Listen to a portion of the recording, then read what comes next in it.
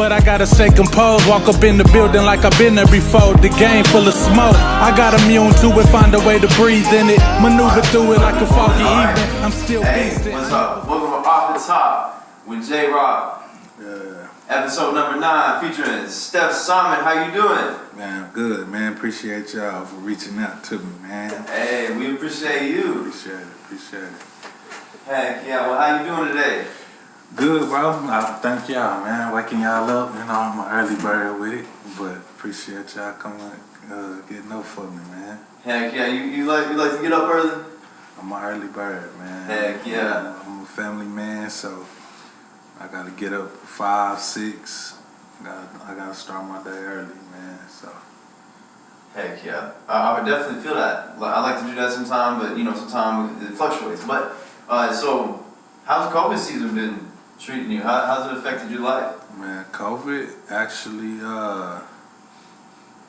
worked in my favor a little bit as an artist. Really? As an artist, just being so hands-on with the town, you know what I'm saying, with the music scene and with the venues and shows, I finally got to sit down and work on music for myself. So it gave you time to really... It gave me time to sit down. And plan some stuff out and write some stuff down. Yeah, it wasn't no festival planning.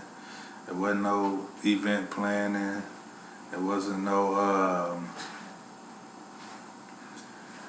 It wasn't even anyone reaching out to me for sure. You know what I'm saying? I would have a DM full of, hey, can you check me out and help me get on this and this and this and this and this? It really froze all that for me for a whole year, which was kind of cool. You know what I'm saying? So it's somewhat of a blessing in disguise, not entirely, but just a little bit. Not entirely, because at the same time, Tulsa was. Around this time last year, Tulsa was in the Rolling Stone for having the best music scene, top 10 music scene. Wow. So with 2020 going in, we was getting ready to go into hella good, great shows. The town was about to just have a great year for concerts, and it shut that down. But at the backstory for the spinoff, I got to just sit down and write music and just be at home with my family and listen to music and work on Fire in Little Africa. Just put out my time into stuff like that. Definitely, yeah. I've been seeing all that, and we're gonna get into all that because I got a lot of good questions. It's probably gonna be one of the best interviews we've done so far. Come on. But word around town has that you've been making music a little bit. Is this true? I've been making music, man. I got about 40 songs. Wow. And I've never had 40 songs in my chamber just ready to go. I've always only had time to make the album and just push those 10, 12, 14 songs. Yeah. It's long for 2 years, 3, you know what I'm saying? This is my first time where and 40 ain't even a lot, but for me, being able to get in the studio at a consistent rate and just be a rapper, it felt good. So I got a lot of music, man, that I don't know if I'm gonna put out all 40 of them, but I just being able to work, you know what I'm saying, was dope. So I got a lot coming out this year, man. It's gonna be a good year. Definitely. So you can tell us a little bit about yourself. I'd love to hear some stuff. I don't want to put the name out for the album, bro. I'm gonna shock everybody with the name. I do want to say it is the 5-year anniversary of my not my most successful album, but the album that kind of made me a rapper to my peers and made all my peers look at me as an artist, which was Visions from the Tisdale. That released 5 years ago. So I'm basically making something for that album, just commemorate that album and those people that was rocking with me and helped get me to where I'm at. This album is pretty much for them, for my foundation. You know what I'm saying? So that's what's next, and then Fire in Little Africa, and that's really the two focal points for me. And the World Culture Music Fest is trying to bring that back. So. See, that's interesting because I say, tell me about yourself, and then you I talk can't. everything. I can't. Yeah. I can't, man. Hey, but that's important because that is you. That is who you are. So I feel like that says a lot just in that answer. You know what I'm saying? One day I'll be able to, man. Like when so many people talk about me enough. You know what I'm saying? Like, yeah. So many people talk about me enough, and I don't even try to flex that. Like, I just do what I do, and yeah, you know what I'm saying? Your catalog, yeah. I let that speak for me. Yeah, your catalog and the people around you, they can tell, they can say enough about you to where you don't even I don't have to. Yeah, I don't have to. We're finishing each other's sentences, I swear. I don't have to. So yeah, for sure. So I try to talk about me, bro, but I don't have to. You're selfless. I love that. You're about the art. You're about the community, and that's why we got you here right now, because we on the same wavelength when it comes to that. So I have a question. How long have you been making music? I wrote my first rap when I was 17, 18. I want to say 17. I quit football. Shout out to Union High School. Shout out to the Old Boys. That's how I got into this high school homies.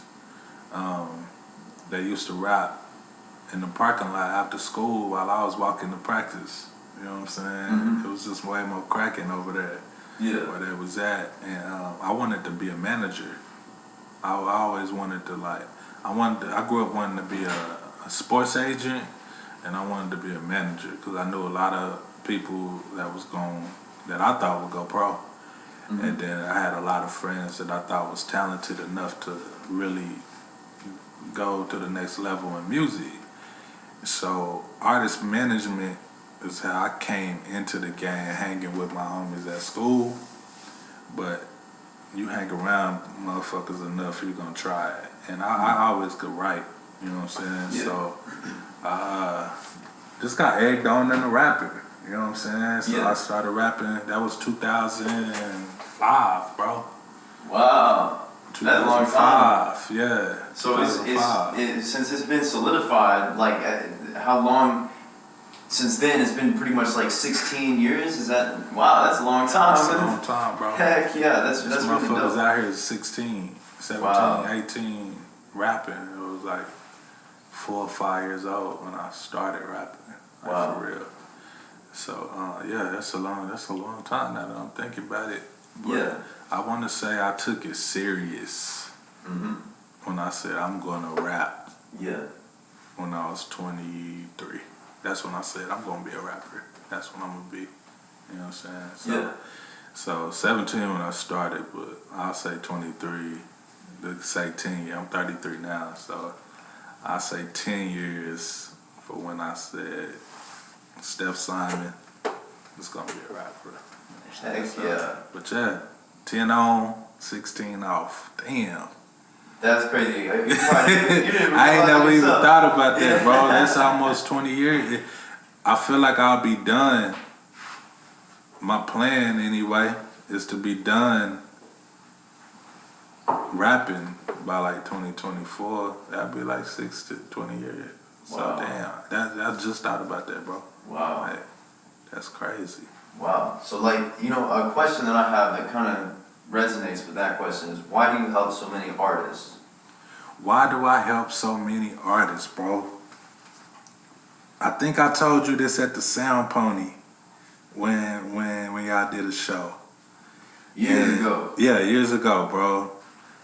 I help so many artists because first, it's 2 reasons. In order to create a significant foundation for a hip hop scene and for people to have an outlet, you have to reach out to any and everybody that you see yourself in, that just want to get out there.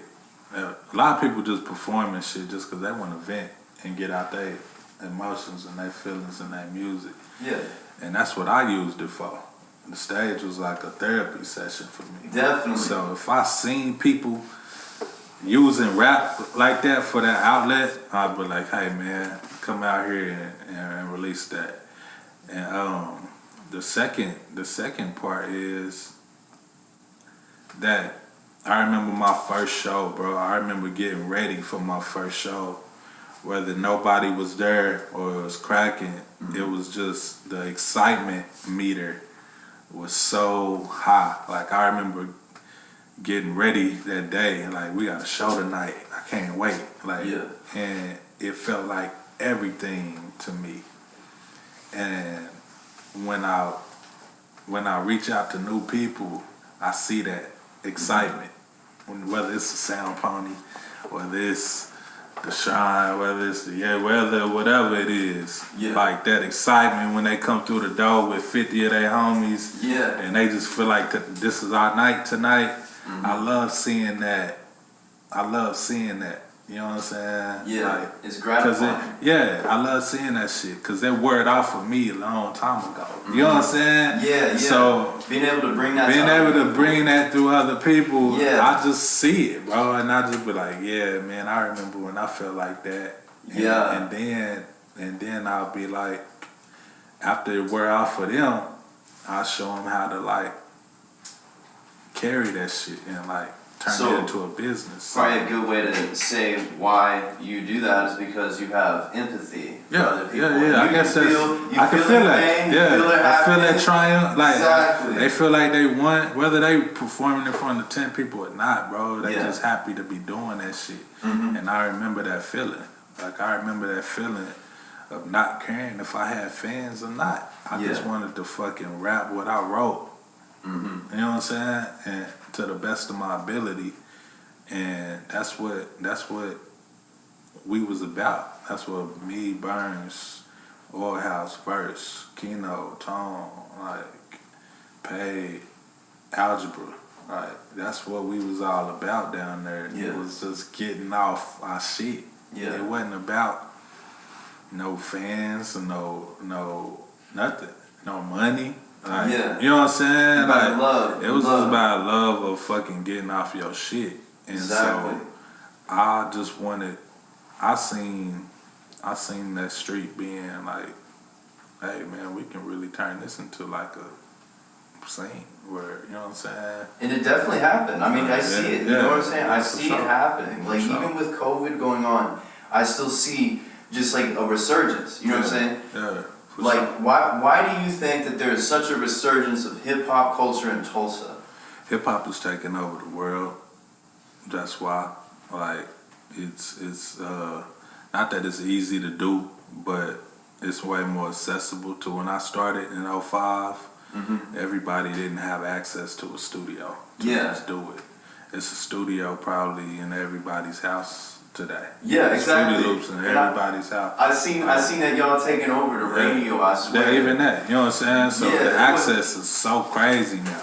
The access is crazy. So it wasn't like that years ago. It wasn't like that 5 years ago. Yeah, exactly. You know what I'm saying? So even the success rate and the support systems is there now. Like the supporting the local rapper is there now. And that's why these rappers coming up today is getting so much support. Like just supporting the Tulsa rapper is cool to do now. You know what I'm saying? Yeah, exactly.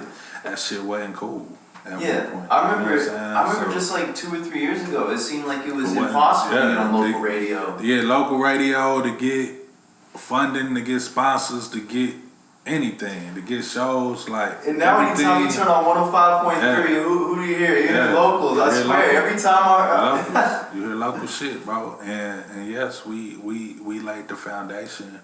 Are you somewhat responsible for that? For radio? Yeah, for helping take over radio. Like, no. No? Is it the movement or is it? I ain't got nothing to do with you can't say? I ain't got nothing to do with that. Man, shout out to 105.3. Heck yeah. Shout out to Ali Shaw. Shout out to Mama Tulsa. That's Ali Shaw. But me, no. Okay. I ain't got nothing to do with it. Sure. No, I'm playing, but hey, I have a question though. Do you have a favorite artist in the town? My favorite artist in Tulsa, Or favorite 2 or 3 artists? my favorite artist, being biased, is Daltone. That's just, you know what I'm saying? Yeah, he's dope. You know what I'm saying? Outside of Daltone,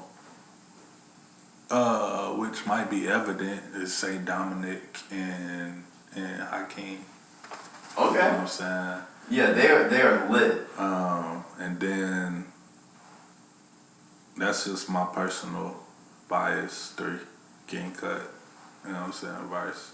Just my niggas that I've been. Those are my favorites. You know what I'm Too, saying? honestly. So it's just my niggas. But outside of like my personal homies, Dom and King, which have grown to be my homies over time, but DV. But I listen to what people don't know. Like, I listen to a lot of local shit that street niggas. And there's so many. It's almost hard to even just like say. It's like because you just kept like saying more and more people. I listen to shit, bruh. Of course, Phil Sosa. Like, I love Phil Sosa music. It make me want to rob some shit. Like, I like June. I like K Will. I met K Will. We used to work together. And even him, I was like, bro, you look like a rapper. Do you rap? I didn't even know if he was a rapper. Yeah, for real. He was like, yeah, bro, check me out. And I listened and I was like, I fucks with this shit. Yeah. Like, this shit hard. And K Will and June. I like Tony D. I like, you know, I fuck with J-Rob and Ozzy. I fuck with, I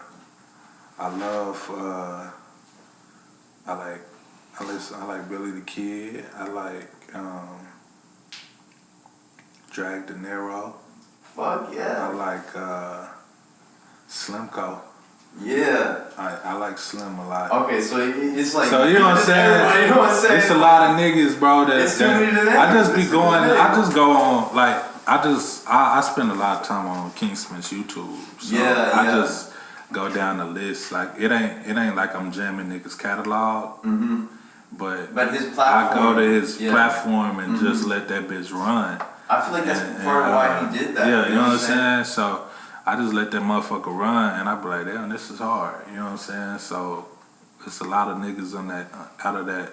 He like a channel, bro. He like BET, MTV. Mm-hmm. It's, you know what I'm saying? Yeah, so for real. I just let his shit run, and if some dope shit come up, I'll be like, bro, I like this shit. Yeah. This shit hard. You know what I'm saying? Definitely. So I'll leave a comment, I like it, or whatever. And shout out to Ken Spence. I don't think he know he a channel. Like, he know he a channel, but he doesn't realize the impact. I don't think he know, even with COVID, like, he really, because it ain't no shows. He brings so much entertainment. My impact was like real life shows and shit out in the world, and because that kind of got took away, King Spence kind of held down Tulsa music single-handedly just by having a fucking channel that's popping. Wow. So you would want to put your music there right now. Yeah, exactly. That's where everybody's going to listen to Tulsa music.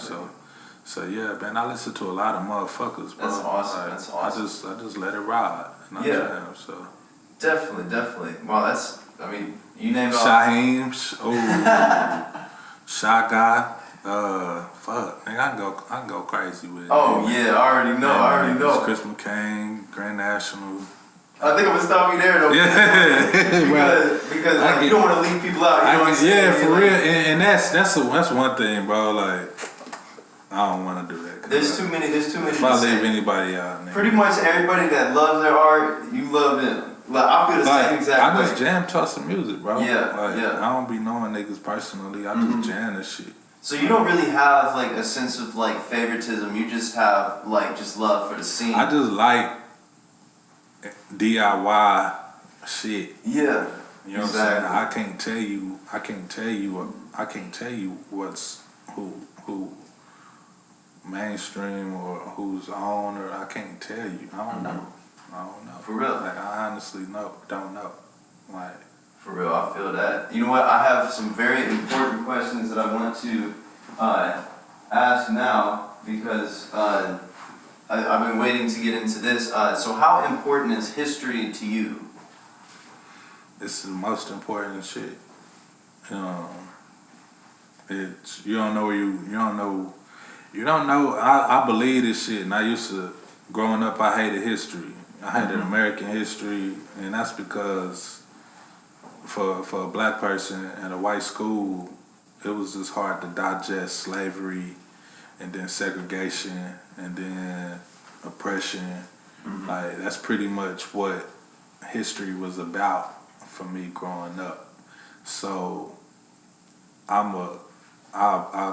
believe in my heart that you don't know where you going if you don't know where you've been. Yeah. So growing up teaching that, being conditioned into the American history that you learn in school, it's a reason why as a community, black people get into this age of 23 through 27 and they don't really know themselves. They don't really know where they come from. They don't really, their only traditions is Christianity, you know what I'm saying? And they don't really have a sense of self. And a lot of people fall into depression when they graduate high school because they're no longer in a system. Yeah. You know what I'm saying? Which is school. Wake up, learn something, go home, play the game, wake up. Like once you get out of that system, like I don't know what to do. Yeah. I don't know my family, I don't know where I come from. I used to be a slave. I can't go nowhere. I go to work. It's a history. History taught me, and you being white, history taught a nigga like me to that's black was, like I said, slave first, then slaves got free by a white person freed us, you know what I'm saying? And then we were segregated, you know what I'm saying? You can't go, the white people shit was the clean, nice shit. Our shit was on the floor and dirty, or we had to eat in the back and shit like that. And then after all that was changed, then it was okay, but we gonna beat y'all by the police. We gonna shoot you. Police gonna shoot y'all though. You know what I'm saying?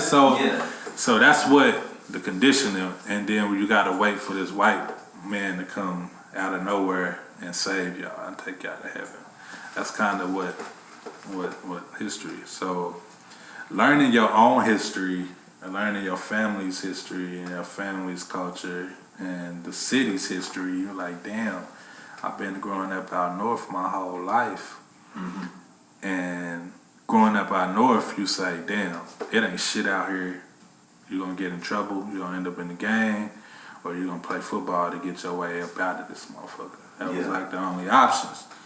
But once you dig deep into the history, you like, damn, we had a motherfucking whole system running. It didn't used to be like this. You know what I'm saying? Like, why ain't nobody tell me that it didn't used to be like this when I was, before I was alive, but my grandma's grandma had it popping out here. You know what I'm saying?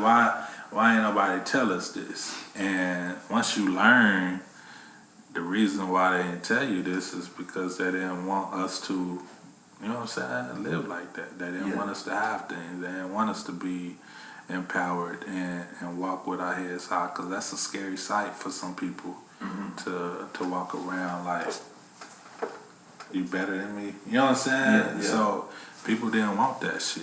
And so once you learn that, it's like, oh, I gotta bring that back. I gotta find a way to like reverse the curse. You know what I'm saying? So like that's where I found purpose in my music. So that history is very important for you to teach the next generation and for you to remind yourself of how not to repeat history and how to make sure that things go better. And also, so following that, do you think that Black Wall Street is stronger than ever? It will be once everybody is on board. Right now it's it's on its way to being. It's a good side and a bad side. Black Wall Street is being used as a tool to drive people into the city. Yeah. Because of its history, you know what I'm saying? But also there's a lot of people that's just trying to get back to an entrepreneurial mind state. Yeah. And taking care of each other and their neighbors out north. Because the family-oriented feel and the love out north has always been there. It's always warm, and it's just going out north is just like you driving through a bubble, and you feel different when you out north. You know what I'm saying? Definitely. And so that love has always been there. But now that people are like myself, doing the research and learning the history and learning the, not characters, but these is real people that you might even be related to, and just wanting to grab the baton and further that. A lot of people, and the more the merrier, you know what I'm saying? Instead of I'm gonna play football and find my way out, motherfuckers is like, alright, I'm gonna start my own production company and find my way out. Exactly. Or I'm gonna make these clothes and find my way out. Or I'm gonna have my own business, I'm gonna have my own restaurant my way out. Or I'm gonna, you know what I'm saying? I'm gonna do taxes my way out. Or I'm gonna teach people crypto my way out. Or I'm gonna teach people just tech my way out. Exactly. You know what I'm saying? So that's where it's going. So I have another question to follow that with. Do you believe that unification is necessary? And if so, how can it be achieved? Unification is necessary, but we got to know who our allies are and who we're unifying with. You know what I'm saying? So and that's hard to tell because it's people out here that can act like an ally and they can turn that shit off. You know what I'm saying? Like we gotta put white people to the test. Just to say white people. You know what I'm saying? Like it's because it's easy, even in hip hop, it's easy to come into this world and get accepted, and then when shit get hot, they can easily just, I don't want to be hip hop no more. And disappear.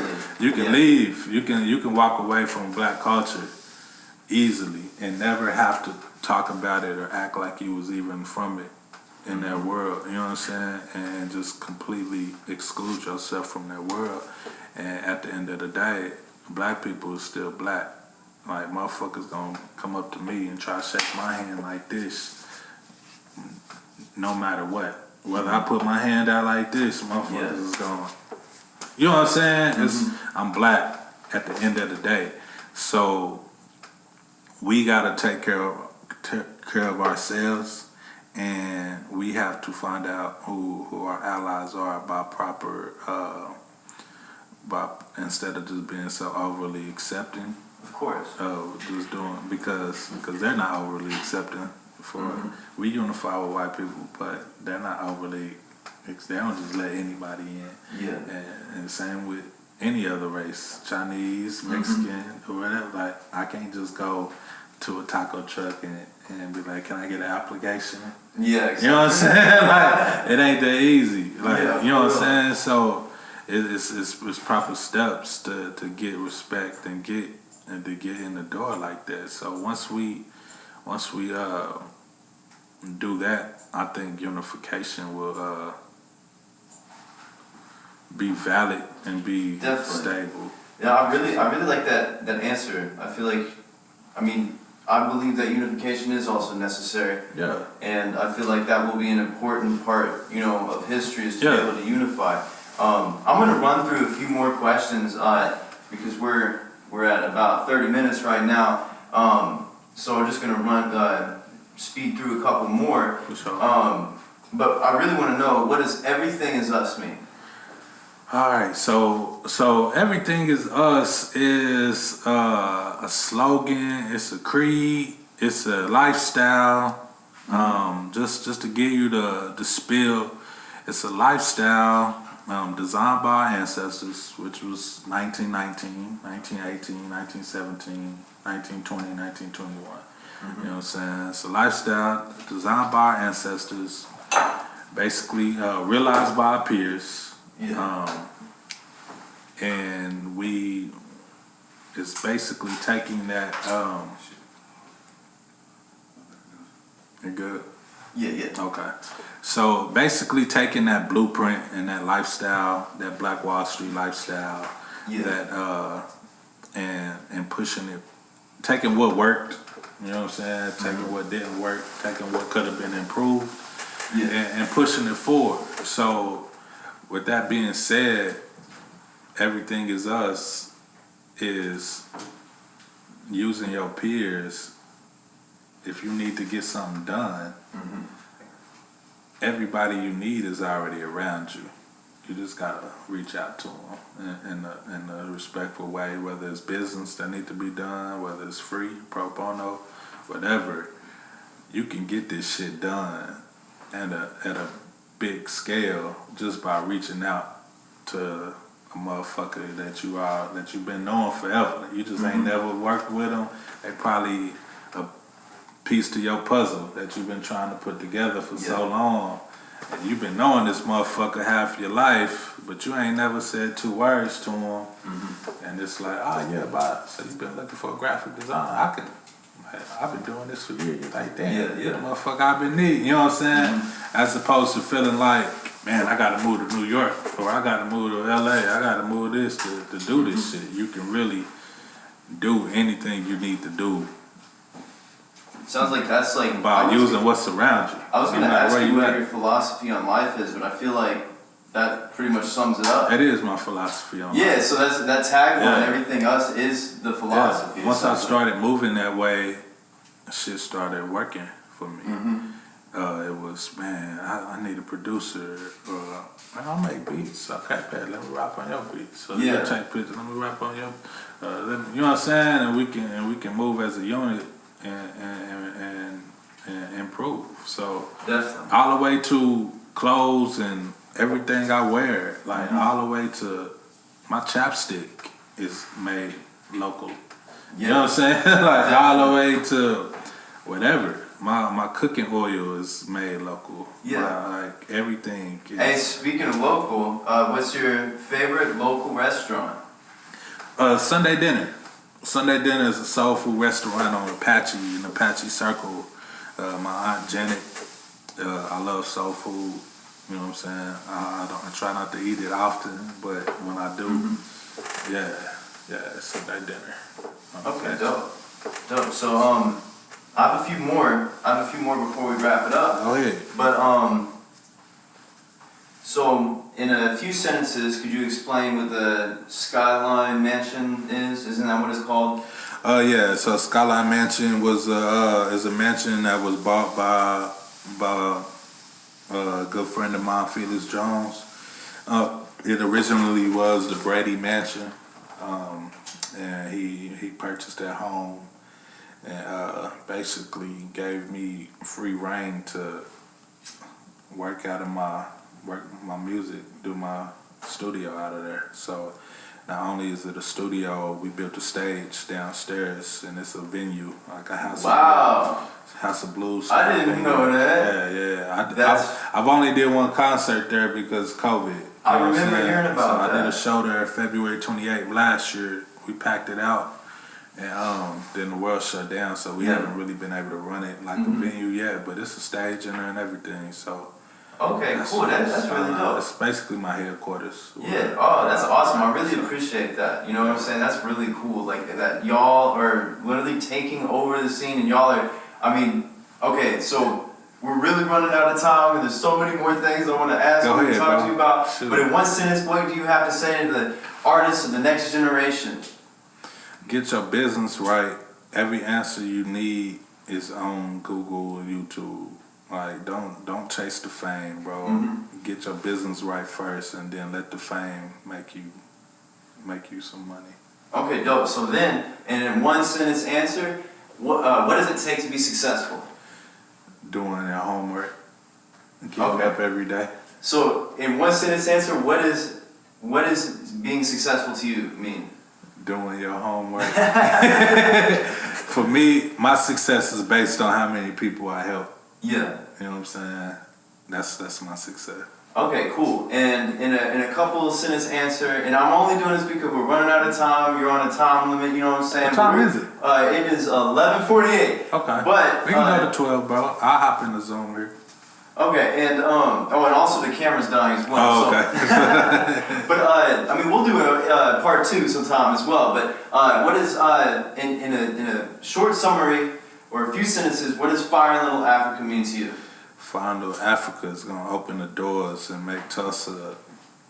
It's gonna put Tulsa in the same realms as LA music scene, Memphis, Atlanta, New York, Oakland, Detroit, Chicago, and then it's gonna be Oklahoma.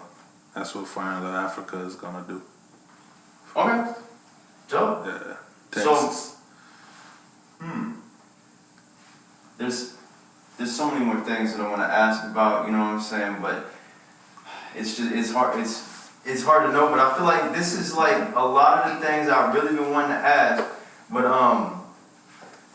I think there's one more thing. What do you want to say to fellow artists around you that want to follow their dreams? Don't let nobody be the reason you ain't trying to get to where you're going. You know what I'm saying?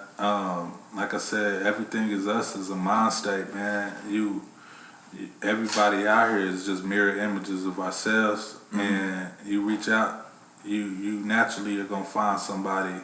If you're seeking and if you're looking for help, you're gonna find it, and you're gonna find it in somebody you didn't even know who was gonna help you. You know what I'm saying? That's what's gonna help you get to the next level. Whether they just supposed to help you for that moment or they gonna help you for life, they out here. You know what I'm saying? For real. They out here. So okay, dope. Yeah.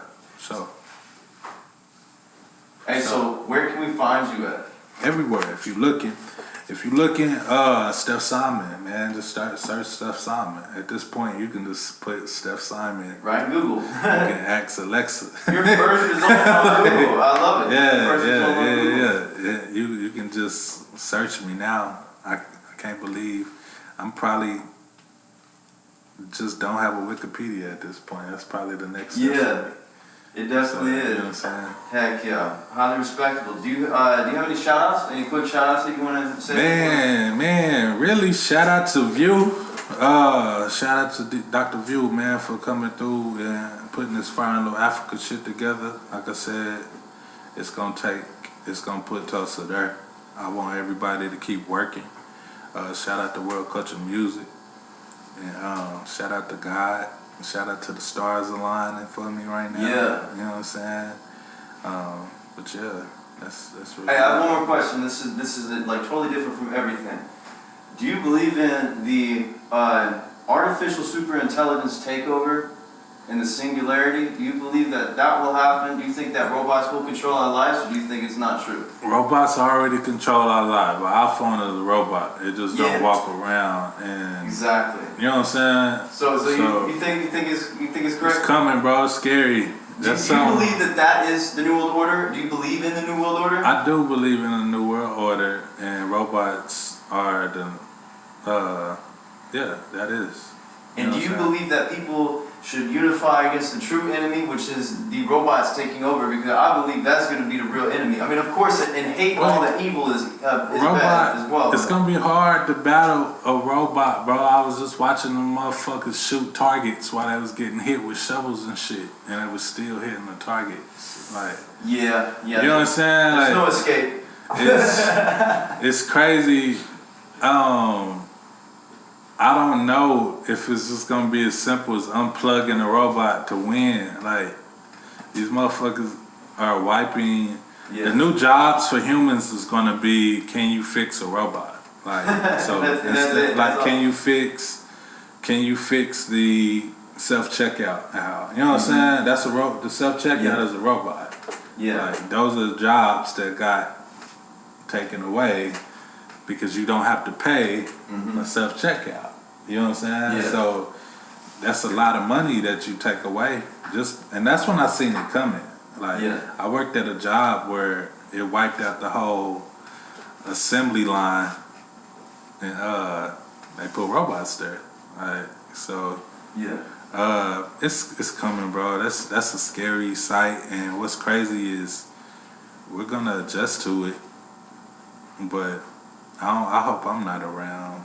Yeah, you know what I'm saying? It's coming soon, but you know, I'm glad that I asked you that because, you know, I feel like that is, other than music and, you know, everything that we have a lot of interest, but it's like that is one of those things I feel like that's a very important thing, you know, and I'm glad that I asked you that. I wish we got into so much more. That shit like that, I could talk about that shit. Yeah, but let's get on track and talk about some stuff like that because, like, that's the way to do it. We're gonna have to do I wrote a whole album, bro, that I never put out about like robots and the new, like, I don't even want to call it the new world order, bro. Like, fuck.